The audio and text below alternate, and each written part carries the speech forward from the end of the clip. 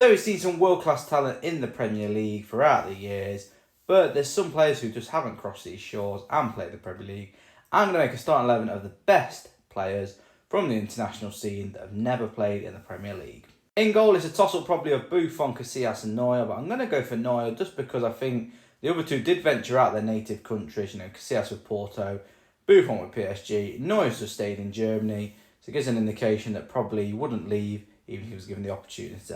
Take a look at the back four now. Start at right back. Going to go for Cafu. 142 appearances, Brazil, World Cup winner. Spent a majority of his career at AC Milan, but what would have done to see him in the Premier League, rolling up and down that right hand side.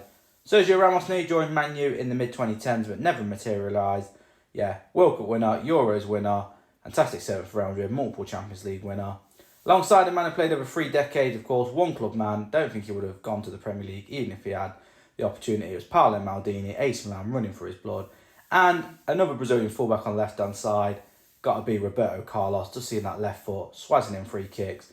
What a sight it would have been. Into the three-man midfield, starting off with Xavi. Spent the majority of his career at Barcelona, but boy, his vision, could he pick a pass?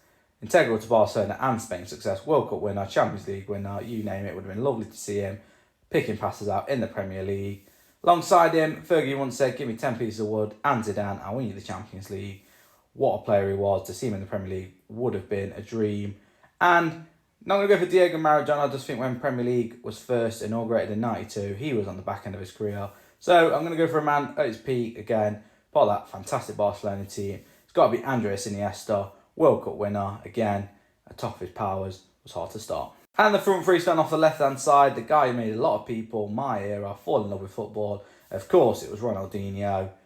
R9 without the injuries could have been an absolute monster than he already was, but he never played in England. But imagine him up front with his pace would have been absolutely frightening.